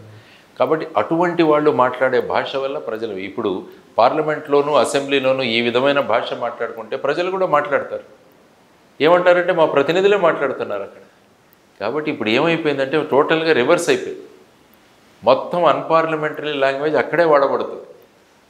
ఇది చాలా దురదృష్టకరం. మనం ఏదో ఎంజాయ్ చేయొచ్చు కానీ ఆయన ఇలా మాట్లాడుతున్నాడు, ఇతను భలే కామెంట్ చేశాడరా, యమా పాయింట్ పట్టాడరా, ఏం మాట్లాడరా అని. కానీ దానివల్ల ఏమవుతుందంటే సమాజం మీద ప్రభావం పడుతుంది, యువతరం మీద ప్రభావం పడుతుంది, మన బిహేవియర్ మీద ప్రభావం. ఇప్పుడు చూడండి, ఎక్కడైనా బయటికి వెళ్తుంటే ఎలా మాట్లాడుకుంటుంటారు ఒకరొకరు. కనీసం మినిమం కర్టసీస్ కూడా ఉండవు. ట్రైన్లో చాలాసార్లు ప్రయాణం చేస్తుంటాను, పెద్ద దీంట్లో ఒకరు వీడియో చూసేస్తుంటారు. కనీసం ఇయర్ ఫోన్స్ పెట్టుకోవాలన్న సెన్స్ కూడా ఉండదు. ముగ్గురు నలుగురు కలిసి రకరకాలు మాట్లాడుతుంటారు, అసభ్య పదాలు మాట్లాడుతుంటారు, మహిళలు ప్రయాణం చేస్తుంటారు. ఈ మాత్రం జ్ఞానం లేకుండా జరుగుతున్నది ప్రధానమైన కారణం అంటే వాళ్ళు అదే అంటారు, చూడండి మా ఎమ్మెల్యేలు ఏ విధంగా మాట్లాడుకుంటున్నారు, వాళ్ళు మాట్లాడితే లేదు మేమేం మాట్లాడితే ఏముంది. సో ఇలాంటి ప్రభావం ఉంటుంది. అందుకనే భగవద్గీత ఎప్పుడు అంటుంది, సమాజంలో ఎవరైతే వ్యక్తులను మనం ఆదర్శం అనుకుంటామో వాళ్ళ ప్రభావం చాలా ఉంటుంది. వ్యక్తుల యొక్క మాటల్లో కానీ వాళ్ళ ప్రవర్తనలో కానీ ఏదైనా మార్పు వస్తే అది దాని ప్రభావం ప్రజల మీద పడుతుంది అంట. కాబట్టి చాలా జాగ్రత్తగా నడుచుకోవాలి. అసలు మన ఎమ్మెల్యేలకు, ఎంపీలకు ట్రైనింగ్ ఎక్కడ ఉంటుందండి? ఇప్పుడు చూడండి, రేపు ఎలక్షన్లు అయిపోగానే అందరికీ ఎలక్టెడ్ అని వస్తారు, వీళ్ళు వెంటనే వెళ్ళిపోయి అసెంబ్లీలో ప్రమాణ స్వీకారం చేస్తారు, ఆ తర్వాత మొదలు మళ్ళా. ఎలాగైతే సివిల్ సర్వీసెస్ మేము 35 సంవత్సరాలు ఉన్నప్పుడు మాకు సుమారుగా 2.5 సంవత్సరాలు ట్రైనింగ్లోనే ఉంటాం మేము మొదట. కాబట్టి ఎమ్మెల్యేలకు, ఎంపీలకు మొదట ఒక 3 నెలలు ట్రైనింగ్ పెట్టండి. రాజ్యాంగం ఏంటి, పద్ధతులు ఏంటి, బిల్లు ఎలా ప్రవేశపెట్టాలి, శాసనసభలోను పార్లమెంట్లోనూ ఎలా మాట్లాడాలి, ఇవన్నీ కూడా నేర్పించాలి కదా. అవి నేర్పించకుండా ఏమవుతుందంటే ఇంకా ఎవరి ఇష్టం వాళ్ళది. కంటెంట్ లేనప్పుడు బూతులే వస్తాయి. కాబట్టి కంటెంట్ నేర్పించాలి. స్పీకర్ స్థాయిలో ఉన్న వ్యక్తి వీళ్ళందరికీ కూడా ఈ విధంగా తీసుకొని రావాలి అని మనం కోరుకుంటున్నాం. సార్ ఇందాక మీరు ఒక మాట అన్నారు, ట్రైన్లో వెళ్ళేటప్పుడు రకరకాలుగా అంటే సివిక్ సెన్స్ అనేది లేకుండా అంటే వాళ్ళ స్వలాభం కోసం వాళ్ళు బాగుంటే చాలు అనే విధంగా ప్రవర్తిస్తూ ఉంటారు. సో నాకు ఎందుకు అపరిచితుడు సినిమా గుర్తొచ్చింది. అపరిచితుడు కావాలి ప్రతి ఒక్కడు అంటే మార్చాలంటే ఆ అపరిచితుడు మీరు అనుకోవచ్చా? అంటే ఏంటంటే ఒక సమాజంలో ఒక కాన్షియస్నెస్ లేవనిస్తున్నాం. ఒక మన భూమిక ఏంటి సమాజంలో అన్న ఒక పరిచయం చేయాల్సిన అవసరం మనకు చాలా ఉంది. అంటే ఒక సభ్య సమాజంలో నివసించే ప్రతి ఒక్కరు కూడా ఆ సమాజాన్ని చక్కగా చూసుకోవాల్సిన బాధ్యత. మన ఇంటిని చూసుకుంటున్నట్టు మన ఇంట్లో ఇలాంటి మాటలు ఎందుకు మాట్లాడడం, మన ఇంట్లో ఇలాంటి ప్రవర్తన ఎందుకు ఉండదు? మన ఇల్లు శుభ్రంగా ఉంచుకుంటాం, చెత్త తెచ్చి బయట వేస్తాం మనం. మరి ఇల్లు శుభ్రంగా ఉంచుకున్నప్పుడు మన సమాజాన్ని, మన రాష్ట్రాన్ని, దేశాన్ని కూడా ఉంచుకోవాలి కదా. అందుకని attachment to the nation, attachment to the country అన్నది రావాలి, అటాచ్మెంట్ టు ది స్టేట్ రావాలి. అందుకనే జై భారత్ నేషనల్ పార్టీ మేనిఫెస్టోలో మీరు చూస్తే పిల్లలకు ఎన్సీసీ అన్నది కంపల్సరీ, కాలేజీల్లో ఎన్ఎస్ఎస్ అన్నది కంపల్సరీ చేస్తామని. అంటే ఒక క్రమశిక్షణ చెందిన విద్యార్థి, ఒక సామాజిక బాధ్యత ఉన్న వ్యక్తి, ఈ ఇద్దరు కలిస్తే రేపు ఒక ఉత్తమ పౌరుడిగా మనం యువతరాన్ని తయారు చేయవచ్చు అనేది మా జై భారత్ నేషనల్ పార్టీ కాన్సెప్ట్. మా మేనిఫెస్టో ఒకసారి చూడండి, మొత్తం కూడా ప్రజలు మనది, మన రాష్ట్రం, మన దేశం అన్న భావనలతో తీసుకువెళ్ళాలన్నదే ప్రధానమైన అంటే నా నుంచి మన అనేది ప్రొజెక్ట్ చేద్దాం అన్నది. అంతే అండి. ఎందుకంటే అనేక దేశాలు ముందుకు ఎందుకు వెళుతున్నాయంటే ఈ కాన్సెప్ట్ ఉంది కాబట్టి. కానీ మన రాష్ట్రంలో, మన దేశంలో అన్ఫార్చునేట్గా ఇంకా కూడా మతాలని, కులాలని, ఈ విధంగా భావాలతో వ్యత్యాసాలు తీసుకురావడం వల్ల ఏముందంటే మనకు ఇది మన రాష్ట్రం, ఇది మన దేశం అన్న కాన్సెప్ట్ రావట్లేదు. Only India Pakistan cricket match జరుగుతున్నప్పుడే ఈ భావం ఉంటుంది. సరే, ఈ మార్పులని రావాలని అంటే చాలామంది ఆలోచన పరులు లేకపోతే మీలాంటి వాళ్ళు అనుకుంటూ ఉంటారు. చాలామంది అంటే రాజకీయాలు ఉండేవాళ్ళు కూడా ఇలా కాకుండా వేరే విధంగా ఉంటే బాగున్నాయని అనుకునే సందర్భాలు కూడా కొన్నిసార్లు ఉంటాయి. కానీ స్వాప్నికంగా తయారవ్వలేదా సార్? ఎందుకంటే నాకు మీరు అంటూ ఉంటే నాకు ఒకటి గుర్తొచ్చింది, రాహుల్ సాంకృత్యయన్ రాసిన 20వ శతాబ్దం నవల గుర్తొచ్చింది. సో అందులో లాగా అంటే మనది, మన ఆస్తి ఇలాంటివి లేకుండా మన సమాజం, మన బాబు అంటే అవసరమైనంత వరకే తీసుకోవడం, అవసరమైనంత వరకే తిండి తినడం, ప్రతి ఒక్కరు కంట్రిబ్యూట్ చేయడం, వర్క్ని, శ్రమని కంట్రిబ్యూట్ చేయడం, మొత్తం అంతగా చక్కగా ఉంచుకోవడం, ఇలాంటివన్నీ అందులో చూపించారు. ఇలాంటి ఒక స్వాప్నిక లోకం అనేది కనిపిస్తూ ఉంటుంది. అంటే ఇలాంటిది సాధ్యపడుతుందా సార్? బేసిక్గా మనం ఇప్పుడు ఇలాంటి సినేరియోలో మనం ఊహించచ్చా? బేసిక్గా దీనికి కావాల్సింది విద్యా విధానాల్లో మార్పు రావాలి. విద్యా విధానాల్లో మార్పు రావాలి, ఆలోచన విధానాల్లో మార్పు తీసుకురావాలి. అది సాధ్యమే. మన కమిట్మెంట్ ఎంత ఉన్నదనేది ముఖ్యంగా పొలిటికల్ కమిట్మెంట్ అన్నది ఎంత ఉన్నది, పొలిటికల్గా ఎవరెవరిని ఎన్నుకుంటున్నాం అన్న దాని మీద ఆధారపడి ఉంటుంది. అందుకనే మేము అడుగుతున్నాం ప్రజలు, ఆలోచించండి. మూసపోసిన రాజకీయాలకు మీరు బలి కాకండి, కొత్త విధానాలను తీసుకొద్దాం, ఒక ప్రయత్నం చేద్దాం అన్నది మా కాన్సెప్ట్. చూద్దాం ప్రజలు ఏ విధంగా స్పందిస్తారు. సార్ సరే, మీ పార్టీ విషయం పక్కన పెడితే ఇప్పుడు 3 పార్టీలు కలిసాయి, జనసేన, టీడీపీ, బీజేపీ. సో ఆ కలయికని ఒక పార్టీ అధినేతగా మీరు ఏ విధంగా చూస్తారండి? అంటే రాజకీయాలలో ఏదైనా చేయొచ్చు అన్నదానికి ఇది ఒక ఉదాహరణ.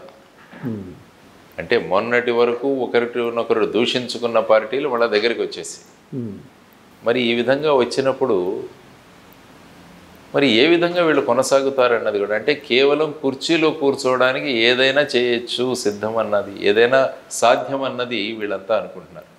మరి రామరాజ్యం గురించి ఎలా మాట్లాడతాం మరి చెప్పండి. అలాగే మన ముఖ్యమంత్రి గారు జగన్ గారు చాలాసార్లు కొన్ని సభల్లో అంటూ ఉన్నారు, నన్ను ఒంటరిని చేశారు, నేను ఒంటరివాడిగా ఉన్నాను, నాకు మీ సపోర్ట్ కావాలి అని. ఒక రకమైన అంటే ఎమోషనల్గా అంటే ఆయన మాటలో వినిపిస్తుంది ఒక ఎమోషన్ అనేది. సో దాన్ని ఏ విధంగా చూడాలంటారు? ఎప్పుడైనా ఉన్న సిచ్యువేషన్లో ప్రజలకు చెప్పి వాళ్ళ సానుభూతిని తీసుకురావడానికి కూడా రాజకీయ నాయకులు ప్రయత్నిస్తారు. వారు దాని గురించి మాట్లాడుతున్నారు కానీ ప్రత్యేక హోదా గురించి ఏ స్పీచ్లో మాట్లాడలేదు, విభజన హామీల గురించి మాట్లాడలేదు, వీళ్ళు మాట్లాడలేదు, వాళ్ళు మాట్లాడలేదు, మోడీ గారి సభలోనే మాట్లాడలేదు. ఇంకేముందండి? అంటే ఇటువంటి సెంటిమెంట్లు రేజ్ చేసి మన టోటల్ ఎమోషనల్స్ మీద నడుస్తుంది రాజకీయాలు. ఎమోషన్స్, సెంటిమెంట్స్, దీన్నే పోస్ట్ ట్రూత్ ఫినామినా అంటారు.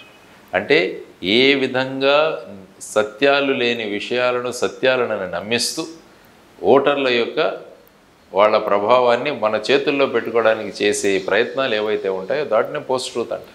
ఇప్పుడు చూడండి, ఎవరైనా మాట్లాడుతున్నారా?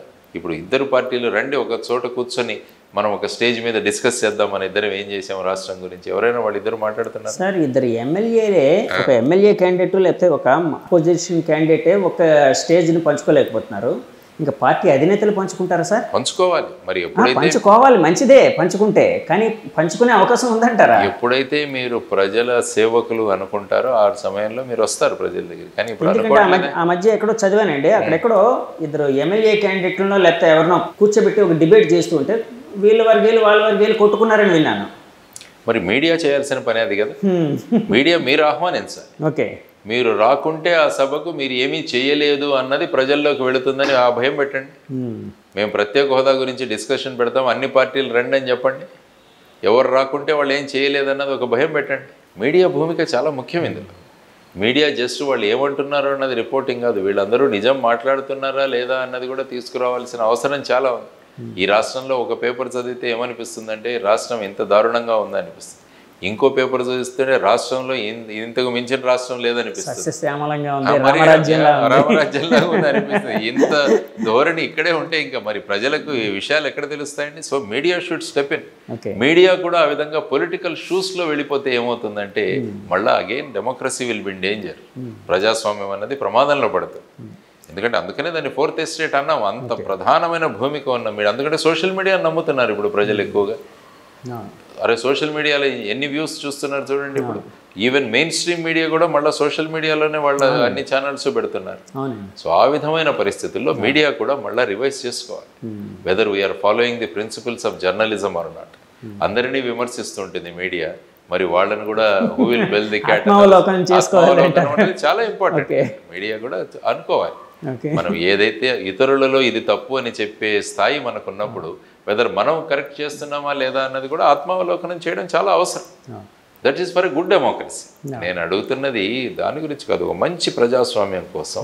ఎందుకంటే ఇల్లు బాగుండాలనుకుంటాం మనం, ఎప్పుడు ఆనందంగా ఉండాలనుకుంటున్నాం, బయటికి వెళ్తే స్వేచ్ఛగా వెళ్ళాలనుకుంటున్నాం. భయాలు ఆందోళనను, నా భూమి ఉంటుందో లేదో, రేపేమవుతుందో, ఇలాంటి భయాందోళనలో ప్రజలు ఉన్నప్పుడు అది it's not a good democracy. అది మంచి ప్రజాస్వామ్యం కాదు. కాబట్టి ప్రజాస్వామ్యం మారాలన్నదే జై భారత్ నేషనల్ పార్టీ యొక్క ప్రధానమైన. మీరు అన్నారు కాబట్టి, అంటే ఇందాక మీడియా కూడా ఆత్మావలోకనం చేసుకోవాలని అన్నారు కాబట్టి మేమైతే దానికి సంసిద్ధంగా ఉంటామండి. మా ఆత్మావలోకనం చేసుకుంటూ ఉంటాం. అలాగే ఇంకా ఫైనల్గా ముగించే ముందు ఆ మధ్య మీ మీద ఒక ఆరోపణ వచ్చింది. జేడి లక్ష్మీనారాయణ గారు అంతకుముందు అంతా తెలుగుదేశం పార్టీకి సపోర్టివ్గా ఉండేవారు, చాలా సపోర్ట్ చేసేవారు. అనుకోకుండా జగన్ గారిని ప్రేజ్ చేస్తూ ఇది చేస్తూ ఉన్నారు. సో దానికి సంబంధించి మీరు ఒక ఇది కూడా ఇచ్చారు, అంటే దానికి చాలా ఇంటర్వ్యూలో చెప్పారు. అంటే ఏ పరిస్థితుల్లో మీరు అక్కడ పొగడాల్సి వచ్చింది, లేకపోతే అంటే ప్రభుత్వం చేస్తున్న పనుల్ని ప్రేజ్ చేయాల్సి వచ్చిందని. ఇప్పుడు నేను అడిగే స్ట్రేట్ క్వశ్చన్, ఇప్పుడు లక్ష్మీనారాయణ గారు ఏ పార్టీకి సపోర్టర్గా ఉన్నారు? ప్రజలకు సపోర్టర్గా ఉంటాం, కానీ నేను ఎప్పుడు పార్టీలకు సపోర్ట్గా ఉన్నాను. మేము ఇప్పుడు కూడా ప్రజలు బాగుండాలని కోరుకుంటాం. అందుకనే మేము పార్టీతో వచ్చాం. లేకుంటే ఏదో ఒక పార్టీతో వెళ్ళాల్సిన అవసరం ఉండేది కాదు. అన్ని పార్టీలు కూడా ఈ రాష్ట్రానికి న్యాయం చేయట్లేదు అన్న అభిప్రాయానికి వచ్చిన తర్వాత ఒక ఆల్టర్నేటివ్ ఉండాలి అని చెప్పి ప్రజలకు విషయాలు తెలియజేయాలన్న ఉద్దేశంతోనే దీనికి వచ్చాము. ఎందుకంటే ప్రజాస్వామ్య ప్రక్రియలో పార్టీలు నిలబడాలి, ఇవన్నీ కూడా జరుగుతుంటాయి. సో ఇది ఒక లాంగ్ డ్రాన్ బ్యాటిల్. ఇది ఒక ఎలక్షన్ కోసం వచ్చిన పార్టీ కాదు. ఇది వెళ్తుంది నెక్స్ట్ గ్రామ పంచాయతీ ఎలక్షన్స్, కార్పొరేషన్ ఎలక్షన్స్, ఈ విధంగా ముందుకు తీసుకెళ్తాం ఈ పార్టీ. ఎందుకంటే ప్రజలలో ఒక క్రెడిబిలిటీ, ప్రజలలో ఒక విషయాల మీద మాట్లాడే కెపాసిటీకి ప్రజల స్థాయిని పెంచితే అప్పుడు రాజకీయ పార్టీల స్థాయి కూడా పెరుగుతుంది. ఆ విధంగా ప్రజలను చైతన్యవంతులుగా చేయడానికి వచ్చింది జై భారత్ నేషనల్ పార్టీ. సార్ ఇందాక నేను ఇంటర్వ్యూకి వచ్చే ముందు ఓ మిత్రుడితో మాట్లాడుతూ ఇలా జేడి లక్ష్మీనారాయణ గారు ఇంటర్వ్యూ చేయడానికి వెళ్తున్నానంటే ఆయన తన క్వశ్చన్ అడగమన్నాడు. సో ఆయన క్వశ్చన్ నా క్వశ్చన్గా అడుగుతూ ఉన్నాను. పవన్ కళ్యాణ్ గారు పిఠాపురంలో ఎమ్మెల్యేగా పోటీ చేస్తున్నారు. అంటే మా పార్టీకి ఏం సంబంధం అని అనొద్దు, అంటే అనరనే కాబట్టి నేను అడుగుతున్నాను.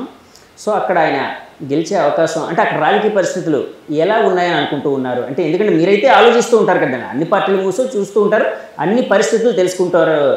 సో అక్కడ ఎలా ఉందని మీరు అనుకుంటున్నారు? ఆయన రాజకీయ భవిష్యత్తు ఏ విధంగా ఉండబోతుంది అనుకుంటున్నారు? పవన్ కళ్యాణ్ గారు పిఠాపురం ఎన్నుకున్నారు.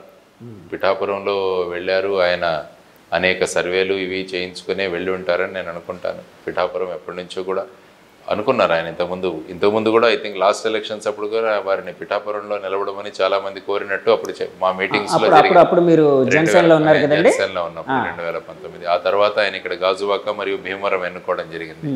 ఆ సమయంలోనే చాలా మంది పిఠాపురం వెళ్తే బాగుండేది కదా అని కూడా అభిప్రాయం వ్యక్తం చేశారు.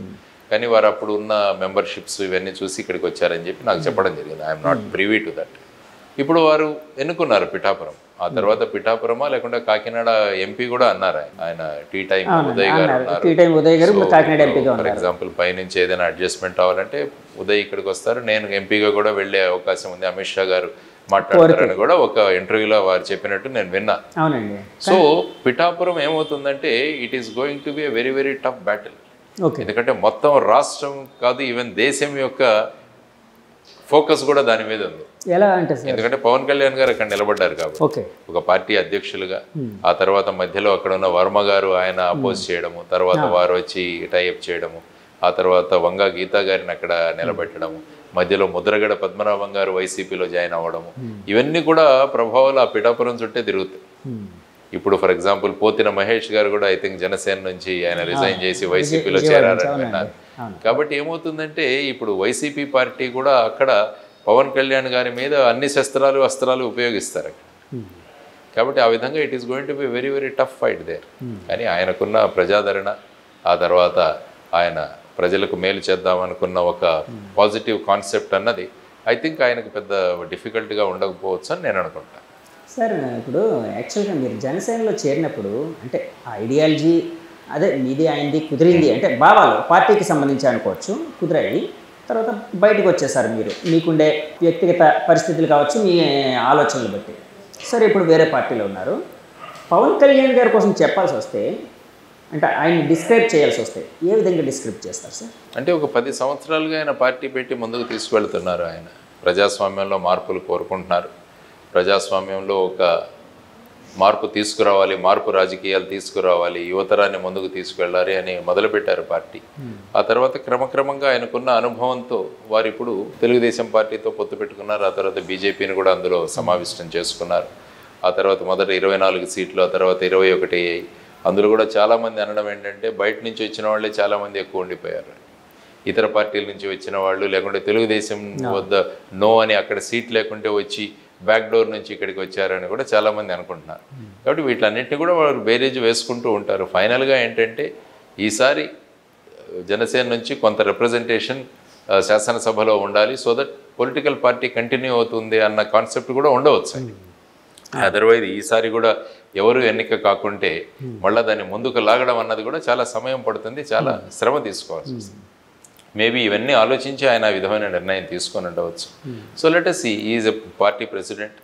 ఆయన పార్టీ ప్రెసిడెంట్, ఆయన నిర్ణయాలు తీసుకోవడానికి ఆయనకి పూర్తిగా స్వేచ్ఛ ఉంటుంది. ఆయన అనేక పరిస్థితులను తీసుకుని ఆ తర్వాత ఈ విధమైన నిర్ణయాలు తీసుకునొచ్చు. కానీ పార్టీ ప్రెసిడెంట్ ఎప్పుడు కూడా తనను తీసుకున్న నిర్ణయాలకి తన బాధ్యత వహించవచ్చు. ఇప్పుడు నేను కూడా ఒక పార్టీ ప్రెసిడెంట్గా తీసుకున్న నిర్ణయాన్ని రేపు ఏదైనా అయితే నేను బాధ్యత వహించాలి. కాబట్టి చాలా బాధ్యతాయుతమైన పోస్ట్. కాబట్టి వారు కూడా ఆ పోస్టులో తీసుకున్న నిర్ణయాలన్నిటికీ కూడా రేపు వారు సమాధానం ఇచ్చుకోవాల్సి వస్తుంది. కాబట్టి ఇవన్నీ కూడా దృష్టిలో ఉంచుకొని వారు ఈ విధమైన నిర్ణయాలు తీసుకొని ఉండవచ్చు. లెట్ us see మే 13న ఏ విధంగా ఓటర్లు వాళ్ళ మనసును నిర్ణయించబోతున్నారో, వారు ఓటు ద్వారా వాళ్ళ అభిప్రాయాన్ని ఏ విధంగా వ్యక్తం చేసుకుపోతున్నారన్న చూద్దాం. సార్ చాలాసార్లు నేను బయట వింటుంది మీకోసం అడిగినప్పుడు అంటే జేడి లక్ష్మీనారాయణ గారి కోసం లేకపోతే ఆయన పార్టీ కోసం అడిగినప్పుడు చాలామంది అంటే నాకు 10 మందిలో 8 మంది 7 మంది నాకు వినిపించిన మాట అయితే ఉంటుందండి, అది క్లారిటీ కావాలని అడుగుతున్నారు. వాళ్ళు ఏమంటూ ఉన్నారంటే జేడి లక్ష్మీనారాయణ గారు చాలా మంచి వ్యక్తి, మంచి భావాలు ఉన్న వ్యక్తి, ఒక అఫీషియల్గా ఒక ఐపీఎస్ సివిల్ సర్వీస్లో కేడర్ నుంచి వచ్చారు, రకరకాల అనుభవం ఉంది. సో ఆయన సమాజం మీద ఒక తపన ఉంది ఏదో చేయాలని. ఆయన లాంటి వ్యక్తి పవన్ కళ్యాణ్ గారితో కలిసి ఉంటే బాగుండేది, ఆయన పక్కాగా ఎలక్ట్ అయ్యేవారు, ఆయన రిప్రజెంటేషన్ పార్లమెంట్లో కావచ్చు అసెంబ్లీలో కావచ్చు పక్కాగా ఉండేది, అది బాగుండేది, ఆయనకి బాగుండేది, ఆయన అభిప్రాయాలు ప్రజెంట్ చేయడానికి కూడా బాగుండేది అని చాలామంది అన్నారు సార్. దీని మీద మీరు ఎప్పుడైనా జనసేన నుంచి వచ్చేసిన తర్వాత ఎప్పుడైనా రిగ్రెట్ అయ్యారా? ఏమీ రిగ్రెట్ లేదు. ఈసారి అసెంబ్లీలో నేను పవన్ కళ్యాణ్ గారు ఇద్దరు అక్కడ కలుస్తాం. పక్కన అండి కలిసి మాట్లాడుకుంటాం. పక్క మీ విజయం మీద మీరు డెఫినెట్గా I'm going to B MLA this time. ఎన్నిక అవుతాను సార్. అవును, ఇప్పుడు ఎమ్మెల్యే అంటున్నారు, మొన్నటి వరకు మీరు విశాఖపట్నం ఎంపీగా కూడా పోటీ చేస్తానన్నారు, మరి ఏంటి సార్ ఇప్పుడు అది ఏమైనా పక్కన పెట్టారా ఏంటి? ఎందుకంటే ఎక్కడ పోటీ చేయాలన్నది నేను నిర్ణయించాను, అది పార్టీ నిర్ణయిస్తుంది. పార్టీ నన్ను ఎమ్మెల్యేగా ఇక్కడ నార్త్లో కంటెస్ట్ చేయమని అడిగారు, చేస్తాను. కానీ ఇప్పుడు పార్టీ అంటోంది మీరు ఎంపీగా కూడా నిలబడండి అన్నది ఆ కమిటీ ఏదైతే ఉందో వాళ్ళు నా మీద మాట్లాడుతున్నారు. సో దాని విషయం కూడా నేను ఒక నిర్ణయం తీసుకోవాలి త్వరలో.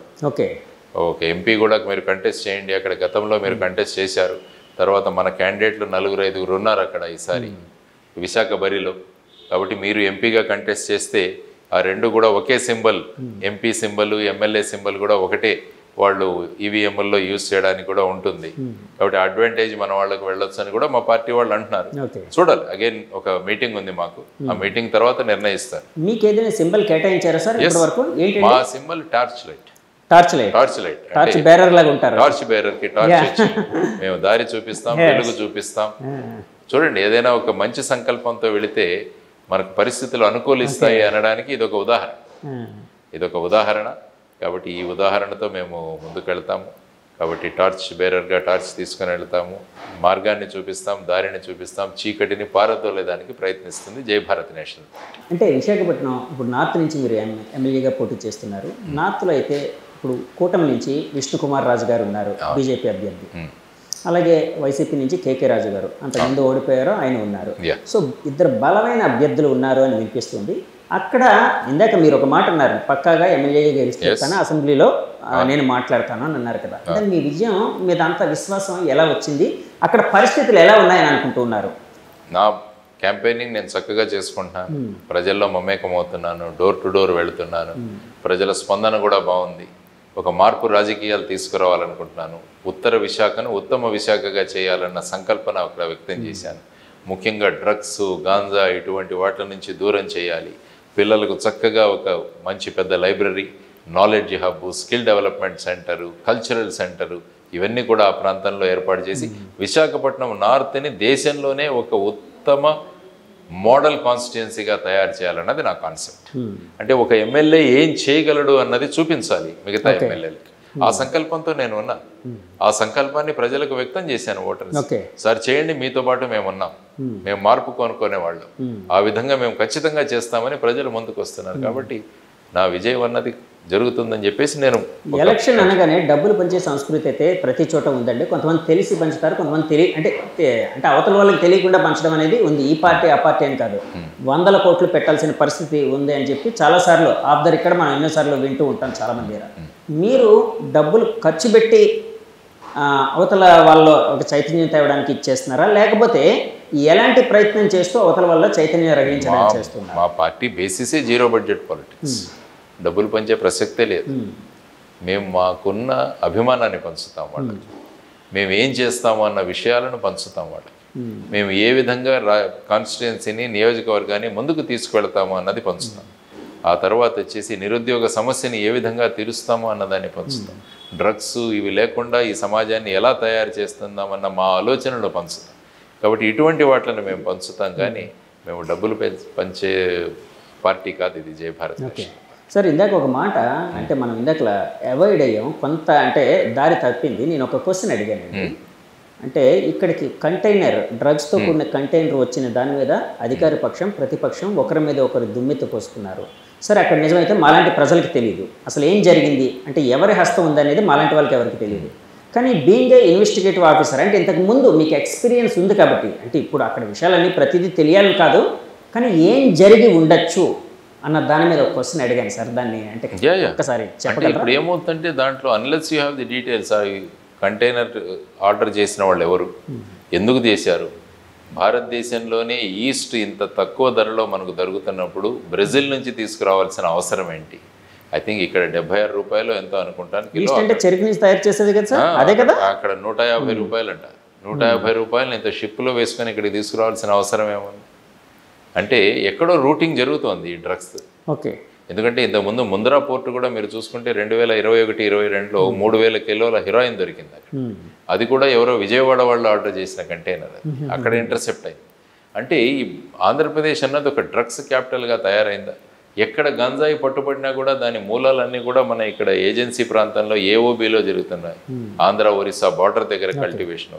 సో ఇవన్నీ చూసుకుంటుంటే ఏమవుతుంది ఫైనల్గా రాష్ట్రం గురించి? రాష్ట్రంలోని యువతరం ఏమవుతోంది? చాలా డ్రగ్ అడిక్షన్ సెంటర్లో చూసినా కూడా చాలా హృదయ విదారక కండిషన్లు ఉంటున్నాయి. చాలామంది కుటుంబాల్లో బయటికి రావట్లేదు. చాలామంది పిల్లలు డ్రగ్ అడిక్ట్స్ అవుతున్నారు. నేను ప్రచారంలోకి వెళుతున్నప్పుడు చాలామంది చెప్తారు, సాయంత్రం అవగానే ఇక్కడ ఫ్రీగా డ్రగ్స్ దొరుకుతాయండి. అంత యథేచ్ఛగా దొరుకుతున్నాయండి అంటారు వాళ్ళు, తల్లిదండ్రులు చెప్తున్నది. ఎందుకంటే ఫైనల్గా ఆ పిల్లలను తల్లిదండ్రులుగా భరించాల్సి. కాదు సార్, వ్యవస్థలు ఏం చేస్తున్నట్టే సార్? మరి చేయాలి వ్యవస్థల పోలీసు వ్యవస్థ కానీ ఇంకా వ్యవస్థలన్నీ ఉన్నాయి కదండి. అంటే అంత యథేచ్ఛగా గంజాయి ఇలాంటివన్నీ దొరుకుతూ. అందుకనే అంటున్నాను, ఈ కంటైనర్ వెనకాల ఎవరు ఉన్నారన్నది బయటికి రావాలి. ఈ కంటైనర్ వెనకాల ఏదైనా పొలిటికల్ శక్తులు దాగి ఉన్నాయో, who ever it may be, బయటికి తీసుకురావాల్సిన బాధ్యత ఉంది.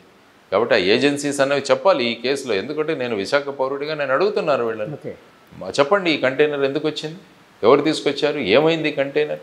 ఇవన్నీ కూడా ప్రెస్ నోట్స్ ద్వారా సిబిఐ కూడా చెప్పాల్సిన అవసరం ఉంది. ఎందుకంటే ఇది ఒక స్మాల్ ఇన్వెస్టిగేషన్ కాదు, it is affecting the lives of people. ప్రజల యొక్క జీవితాలతో, యువతరం యొక్క జీవితాలతో ఆడుకుంటున్న విషయం. ఈ విషయంలో క్లారిటీ రావాలి, లేకుంటే తల్లిదండ్రులు ఎంత ఆందోళనలో ఉన్నారో మీకు తెలియదు. సో వీటన్నిటి గురించి ఆలోచించాలన్నదే మా కాన్సెప్ట్. 2014లో మీరు ఎలక్షనీరింగ్లో ఉన్నారు. 14 పరిస్థితులు కూడా గమనించి ఉండొచ్చు మీరు. అంటే ఎందుకంటే మీరు అప్పటికే చాలా కాలేజీలు ఇలాంటివి తిరుగుతూ ఒక సోషల్ అవేర్నెస్ ప్రోగ్రామ్స్ చాలా చేసేవారు. 2019 నుంచి రాజకీయాలను గమనిస్తున్నారు. ఇప్పుడు ఫుల్ ప్లెజ్డ్గా రాజకీయాలు అయితే ఉన్నారు. సో అప్పటికి అంటే 2014 నుంచి ఈ 5 ఏళ్ళు బేరీజ్ వేస్తే ఒక పార్టీ అధినాయకుడిగా మీకు ఎలాంటి ఆలోచన వస్తుందండి? ఏముంది, రాష్ట్రం అంటే టీడీపీ ప్రాతినిధ్యం వహించిన కాలం అండ్ వైసీపీ ప్రాతినిధ్యం వహించిన కాలం, ఈ 2 ప్రభుత్వాలు కూడా ప్రత్యేక హోదా తీసుకురాలేకపోయాయి. ప్రత్యేక హోదా ఒకటి వచ్చింటే రాష్ట్ర పరిస్థితులే మారేవి. మరి ఇక్కడ ప్రత్యేక హోదా ఇవ్వలేమంటున్నాం. మరి అక్కడ డోలారా గిఫ్ట్ సిటీకి ఇన్ని రాయితీలు ఎందుకు కల్పిస్తుంది ప్రభుత్వం, కేంద్ర ప్రభుత్వం? అహ్మదాబాద్ నుంచి 40 కిలోమీటర్ల దూరంలో గిఫ్ట్ సిటీ అన్నది ఒకటి తయారవుతుంది పెద్దది. ఎక్కడా లేని విధంగా అక్కడ ఈ ఫైనాన్షియల్ సోర్సెస్ అన్నీ కూడా, అక్కడ స్టాక్ ఎక్స్చేంజ్ కూడా రాత్రి 11 గంటల వరకు నడుస్తుంది. ముంబైలో కూడా నడవదు, దేశంలో ఎక్కడ నడవదు. కాబట్టి అక్కడ నడిపిస్తున్నారు. నడిపించే తలుచుకుంటే దెబ్బలకు కొద్దిగా. మరి ఇక్కడ మరి మాకెందుకు ఇవ్వట్లేదని వీళ్ళు ఎందుకు అడగలేకపోతున్నారండి? మీరు అడుగుతారు రేపు? నేను అడిగాను, నేను రోజు అడుగుతున్నాను. నేను అరెస్ట్ అయ్యాను ఈ విషయంలో. ఢిల్లీలో వెళ్ళి ఏపీ భవన్లో జంతర్ మంతర్లో ఆందోళన చేశాము మేము. అక్కడ సెమినార్లు కండక్ట్ చేశాము. ఇక్కడ ప్రతి ప్రాంతంలో కూడా మేము దీని గురించి మాట్లాడుతున్నాం. మరి ఇవన్నీ అవుతుంటే మరి ఏమి పట్టినచ్చు ఉన్నది ఈ పార్టీలు? మళ్ళీ వాళ్ళతోనే వెళ్ళి పొత్తు పెట్టుకుంటున్నారు. మరి ఏమీ చేయలేదని అడగట్లేదు. ఏమైంది రాష్ట్రం ఫైనల్గా? ఇప్పుడు 12-13 లక్షల కోట్ల అప్పుల్లో ఉన్నదట. మరి ఏం చేశారు మీరు? ఇంతకుముందు రాజధాని లేదు, పోలవరం లేదు, రైల్వే జోన్లు లేవు, విభజన హామీలు లేవు. మరి ఒకరి మీద ఒకరు ఉచితాలు. మేము వాళ్ళు ఒకరికి ఇస్తే మేము ముగ్గురికి ఇస్తాం, వాళ్ళు 5,000 ఇస్తే మేము 10,000 ఇస్తాం, ప్రతి మహిళకు మేము 1,800 రూపాయలు ఇస్తాం అన్న ధోరణిలో వీరు వెడుతున్న ఈ సందర్భంలో ఏదో ఒకటి మనం చేయాలన్నది అందరికీ అర్థం అవ్వాలి. అంటే ఒకవేళ మీరు అధికారంలోకి వస్తే అనుకోండి, వస్తే ఉచితాలు ఇలాంటివన్నీ తీసేస్తారా అండి? సంక్షేమం ఉంటుంది, ఉచితాలు సంక్షేమం. అంటే సంక్షేమానికి ఉచితానికి తేడా ఏంటంటే ఏ విధంగా? అంటే సంక్షేమం అంటే ఏమవుతుందంటే ఆ డబ్బులు ఏవైతే ఖర్చు పెట్టామో దానివల్ల సమాజానికి ఉపయోగం అవ్వాలి. ఉచితం అంటే ఏమవుతుందంటే డైరెక్ట్గా ఒక వ్యక్తికి, ఫర్ ఎగ్జాంపుల్ మీరు 45 సంవత్సరాల వయస్సు పూర్తి అయ్యి మీరు సామాజిక వర్గానికి చెందితే మీకు 15,000 రూపాయలు, అది ఉచితం. అదే నేను ఒక ఫ్యాక్టరీ పెడతాను, ఆ ఫ్యాక్టరీలో మీకు ఉద్యోగం ఇస్తాను. అంటే ఉచితాలు అనేవి వ్యక్తి స్వార్థం, సమాజానికి for example rural employment guarantee scheme ఉంది, నరేగా గ్రామీణ ఉపాధి హామీ పథకం. దానివల్ల ఏమవుతుంది, గ్రామాల్లో వచ్చేసి పూడికలు తేవుతాయి, చెక్ డ్యాములు కట్టబడతాయి, స్కూళ్ళు కట్టబడతాయి. దానివల్ల ప్రజలకు డబ్బు వస్తుంది, గ్రామానికి ఉపయోగపడుతుంది. అది కాకుండా నేను డైరెక్ట్గా ఇచ్చేసాను అనుకోండి. ఇప్పుడు ఫర్ ఎగ్జాంపుల్ మీ పిల్లలకి చాక్లెట్లు ఇస్తున్నాను, నేను పిల్లలకి చాక్లెట్లే ఇస్తూ వెళ్ళామనుకోండి, ఏమవుతుంది? పుస్తకాలు ఇస్తామనుకోండి, రేపు ఉపాధి సంపాదించుకుంటాడు.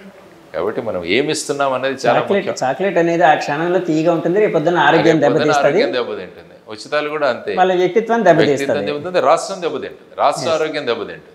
ఇవే ఆలోచించాలి. కానీ ఇప్పుడు ఒకరి మీద ఒకరు పోటీలు. కానీ ఇక్కడ ఒక మాట వినిపిస్తూ ఉందండి, మరి ఇన్ని ఉచితాలు ఇస్తున్నారు కదా, మరి ఎంతమంది వైట్ రేషన్ కార్డుల నుంచి బయటకు వచ్చారు చెప్పానండి గవర్నమెంట్? మీరు ఎన్ని వైట్ రేషన్ కార్డులు తగ్గించారు? మరి ఇంతమందికి మీరు ఉచితాలు ఇస్తారు. 2,65,000 కోట్ల రూపాయలు ఇచ్చామన్నారు 5 సంవత్సరాల్లో, వారు కూడా అంత ఇచ్చామన్నారు. మరి ఎన్ని వైట్ రేషన్ కార్డులు తగ్గాయి? వైట్ రేషన్ కార్డులు పెరుగుతున్నాయి రాష్ట్రంలో. అంటే పేదరికం పెరుగుతున్నట్ట? మరి ఈ డబ్బులు ఎక్కడికి వెళుతున్నాయండి? ప్రభుత్వం ఇవన్నిటి కూడా ఇవ్వాలి, మరి సమాధానం ఇవ్వాలి. ఓకే. మేము ఉచితాలు ఇస్తున్నాం, సంక్షేమం చేస్తున్నాం, ఇది అంటే దాని ఎఫెక్ట్ రావాలి కదా, మరి దాని గురించి మాట్లాడగలగాలి ప్రభుత్వం. ఎస్, సంక్షేమం ఎప్పుడు కూడా ముందుకు ఉండాలి. మనది వెల్ఫేర్ స్టేట్, రాజ్యాంగం తీసుకున్నా కూడా వెల్ఫేర్ స్టేట్. ఎందుకని ఎప్పుడు సంక్షేమము ఉచితాల మధ్య మనం డిఫరెన్స్ తీసుకురాగలగాలి. ఇప్పుడు మంచి స్కూళ్ళు కట్టండి, మంచి ఇవి తీసుకురండి, వాటి ద్వారా మీరు పిల్లల్ని ఆకర్షించండి. అది కాకుండా మేము అమ్మఒడి ఇస్తామంటే ఎందుకు? అమ్మఒడి ఉచితం. ఆ ఉచితాన్ని ప్రస్తుతం తెలుగుదేశం వాళ్ళు ఏమంటున్నారు, ఆయన ఒకరికే ఇచ్చారు, మేము ముగ్గురికి ఇస్తామంటున్నారు. ఎక్కడి నుంచి తెస్తారు ఈ డబ్బులన్నీ? వాళ్ళ ప్రాపర్టీ అమ్ములు ఇస్తున్నారా? వాళ్ళ దగ్గర నుంచి వాళ్ళ భూములు అమ్మిస్తున్నారా? ప్రజలు ట్యాక్సులు కట్టి ఆ అమౌంట్ నుంచి ఇస్తున్నారు కదా. అది కాకుండా అప్పులు తెస్తున్నారు. మరి ఈ విధంగా నడపడం అది ప్రభుత్వం ఇవ్వండి. ఒక 5 సంవత్సరాలు జై భారత్ నేషనల్ పార్టీకి ఇవ్వమనండి. ఎంత సంచలనం తీసుకొస్తామో, ఎన్ని మార్పులు తీసుకొస్తామో. సార్, నాకు బయట ఒక మాట చాలాసార్లు వినిపించిందండి కొంతమంది ద్వారా. జేడి లక్ష్మీనారాయణ గారు యాక్చువల్గా రాజకీయాల్లోకి వచ్చింది సేమ్ అవడం కోసం. Yes, I'm a CM, I'm a change maker. మార్పు తెచ్చే వ్యక్తి. I'm CM. Yes, I'm a change maker. Now also I'm a change, I'm a CM. ఇప్పుడు కూడా నేను సీఎంనే. మార్పు తీసుకొస్తా. కాదు సార్, చేంజ్ మేకర్ ని పక్కన పెడితే చీఫ్ మినిస్టర్ అవ్వాలనుకుంటున్నారా? ప్రజలు ఆకాంక్షిస్తే వాళ్ళ ఓటు ద్వారా వేస్తే అవుతాను, ఎందుకు కాకూడదు? ప్రతి ఒక్కరు అవుతున్నప్పుడు నేను ఎందుకు కాకూడదు? ప్రజల సంక్షేమం గురించి ఆలోచించేవాడిని, ప్రజల యొక్క వాళ్ళ అభివృద్ధి కోసం ఆలోచించేవాడిని. ఆ విధంగా చేంజ్ మేకర్ని నేను ఎప్పుడు కూడా. నా ప్రతిరోజు కూడా కొంత మార్పు తీసుకొచ్చే ప్రయత్నంలోనే ఉంటా. సో ఆ ప్రక్రియలో చూద్దాం ఏమవుతుందో. ఈ రాజకీయ బ్యాటిల్లో ఎక్కడి వరకు వెళ్తామో చూద్దాం. స్టేట్ వరకే ఆపారు, ఎందుకు కేంద్రం ఢిల్లీకి ఎందుకు తీసుకెళ్ళట్లేదు నన్ను? అంటే సీఎం కాస్త పిఎం అని prime mover. Now I'm also I'm PM. Prime mover ముందు తీసుకువెళ్ళేవాడు. Now I'm CM, I'm also PM. Okay sir, ఫైనల్గా చెప్పండి, ఇప్పుడు రాజకీయ పరిస్థితుల్లో మన రాష్ట్రంలో ఆంధ్రప్రదేశ్లో ఏ పార్టీ ఎన్ని స్థానాలు గెలిచే అవకాశం ఉందని? అది 13 జూన్ 4 ఆలోచన. అంటే మీకు ఒక అవగాహన ఉంటుంది కదా, దానికోసం అడుగుతున్నాను. ఎన్ని గెలవచ్చు? సరే సార్, స్ట్రైట్గా అడుగుతున్నాను సార్. టీడీపీ, జనసేన, బీజేపీ కూటమి ఎన్ని గెలవచ్చు? జై భారత్ నేషనల్ పార్టీ అధికారంలోకి వస్తుంది. ఇంత మాత్రం. వైసీపీ ఎన్ని గెలవచ్చు సార్? జై భారత్ నేషనల్ పార్టీ అధికారంలోకి వస్తుంది. Yes, that is my reply. Sir, అంటే నాకు ఒకటి అనిపిస్తూ ఉందండి, యాక్చువల్గా రాజకీయ నాయకులకి లౌక్యం ఎక్కువ కావాలంటారు. సో ఆ లౌక్యం ఎక్కువగా మీకు అలవడింది. నేను కాన్ఫిడెన్స్తో వెళ్తాను. I'm always confident. మరి మనలో మనకు కాన్ఫిడెన్స్ లేకుంటే మనం ఎందుకు ముందుకెళ్ళాలని నేను అడుగుతాను. వాళ్ళు వైనాట్ 175 అన్నప్పుడు, వైనాట్ 160 అన్నప్పుడు వైనాట్ వి అంటాను నేను. Why not Jai Bharat national party. Okay sir, thank you అండి. Thank you very much sir. మనస్ఫూర్తిగా కోరుకుంటున్నాం మీ ప్రెజెన్స్ అనేది అసెంబ్లీలో ఉండాలని మనస్ఫూర్తిగా కోరుకుంటూ థ్యాంక్ యూ అండి. మంచి సమయం అయితే మాకు ఇచ్చారు. యూస్ చూసారు కదండి, ఇది జై భారత్ నేషనల్ పార్టీ అధ్యక్షులు జేడి లక్ష్మీనారాయణ గారి అంతరంగం. ఆయన తను సీఎం కావాలనుకుంటున్నారు, పిఎం కావాలనుకుంటున్నారని కూడా చెప్పారు. సో సీఎంకి, పిఎంకి కొన్ని అర్థాలు కూడా చెప్పారండి. ఈ ఇంటర్వ్యూ మీకు నచ్చితే మా ఛానల్ లైక్ చేయండి, కామెంట్ చేయండి, షేర్ చేయండి, సబ్స్క్రైబ్ చేయండి. Thank you very much. Signing off me Jagadish from journey with Jagadish. By by.